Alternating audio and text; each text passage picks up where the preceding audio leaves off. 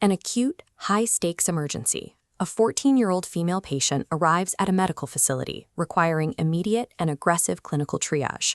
She presents with a triad of acute symptoms: extreme pain, a spiking fever, and urinary retention. Her chart notes that 3 days prior she underwent a traditional circumcision. This is female genital cutting, or FGC. It is defined as the partial or total removal of the external female genitalia, or other intentional injury to those organs, for non-medical reasons. The procedure offers zero physiological health benefits. Instead, the resulting complications generate a massive systemic burden on global healthcare networks. Looking at this global heat map, the epidemiological scale is clear. Over 230 million women worldwide have undergone the procedure, concentrated heavily in Africa, the Middle East, and Asia. Annually, 4 million more girls remain at active risk. Within this global data pool, Nigeria contributes a substantial portion, largely due to its high population and varied regional practices. To effectively manage this crisis, clinicians must systematically deconstruct the anatomy of the trauma, forecast the long-term obstetric risks, and understand the socio-political framework required to stop it at the source. This individual case represents far more than an isolated incident. It is a high-volume clinical emergency occurring daily across the globe. When a patient like this 14-year-old arrives in the emergency department, effective clinical management begins with the precise categorization of her anatomical trauma. To standardize this process, the World Health Organization uses a 4-tier classification system. This diagram illustrates the structural deficit of WHO Type 1. This involves the partial or total removal of the clitoral glands, also known as a clitoridectomy. Type 2 involves excising the clitoris accompanied by the partial or total removal of the labia minora. Type 3 is infibulation. Here, the remaining labial tissues are sutured together, mechanically narrowing the vaginal opening and leaving only a small gap for the passage of urine and menstrual blood.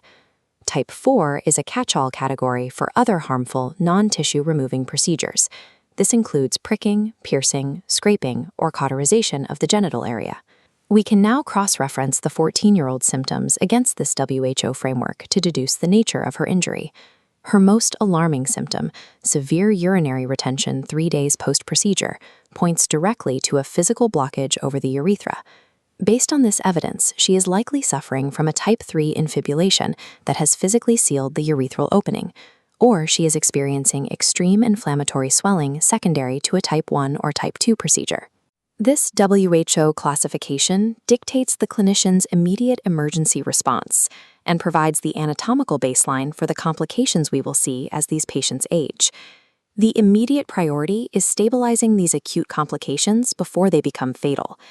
The severe pain is a direct consequence of amputating highly vascular, nerve-rich tissue, almost always performed by traditional circumcisers without the use of anesthesia. The fever indicates an active infectious pathway. Because the procedure often relies on unsterilized blades or glass, exogenous bacteria are introduced directly into an open wound bed. Without immediate antibiotic intervention, this localized infection can breach the bloodstream and escalate into systemic sepsis. The urinary retention is the most immediate mechanical threat to the patient. This is driven by 2 factors: mechanical obstruction from the sutured infibulation and functional retention, where severe localized swelling and pain guarding make the act of voiding physically impossible. Traumatic injury to adjacent organs or uncontrolled hemorrhage can also occur during the procedure, potentially leading to hypovolemic shock. Traditional circumcision causes an immediate failure of the localized mechanical and immune defenses in the pelvic region.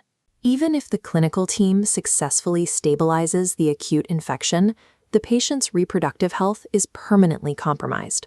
On this clinical timeline, we see a trajectory of long-term gynecological morbidity. Throughout adolescence, she faces high probabilities of chronic pelvic pain, recurrent vaginal infections, and severe dysmenorrhea. In adulthood, the scar tissue from the procedure creates rigid, inelastic barriers in the birth canal. This results in a significantly increased risk of prolonged, obstructed labor. The mechanical pressure of obstructed labor leads to devastating physical trauma, including severe 3rd and 4th degree perineal tears and the formation of obstetric fistulas. These factors drive up the need for emergency cesarean deliveries and increase neonatal mortality rates. Beyond the physical scarring, survivors exhibit high incidences of post-traumatic stress disorder, chronic anxiety, and depression. The physiological damage to nerve tissues also creates significant hurdles for future healthy sexual relationships, commonly inducing sexual dysfunction and marital difficulties. For these patients, standard reproductive milestones like pubertal development, sexual debut, and childbirth become events of high physical danger and psychological trauma. Given this overwhelming clinical data, why was a 14-year-old subjected to such predictable harm? The procedure is usually performed before age 15, and the decision is driven by socio-cultural determinants rather than any perceived health benefit. In many communities, the practice functions as a mandatory rite of passage. It is used as a strict social mechanism to ensure the preservation of virginity and secure a young woman's future marriageability. These drivers are reinforced by misconceptions regarding genital hygiene and a desire to control female sexuality. Families face immense pressure to comply. To refuse the cut is to risk social ostracization, meaning FGC is equated with social acceptance and cultural identity.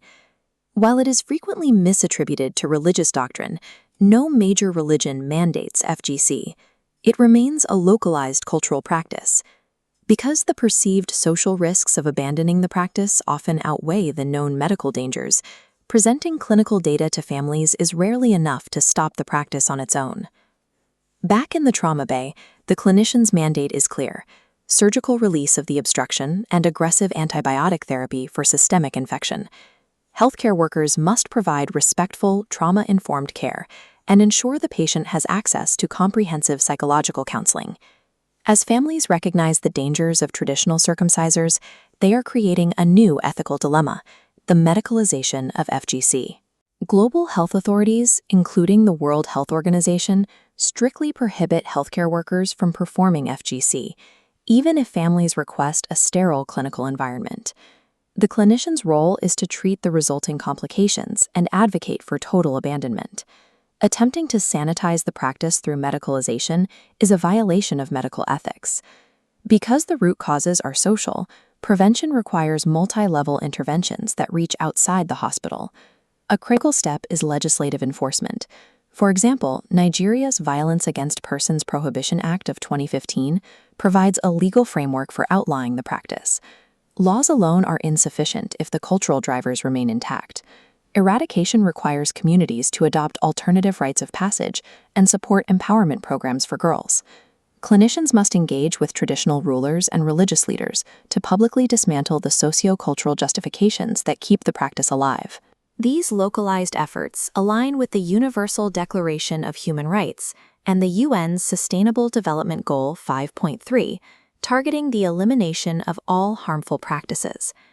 Eradication requires two parallel efforts: managing the acute medical emergency in the clinic and dismantling the human rights violations that cause it.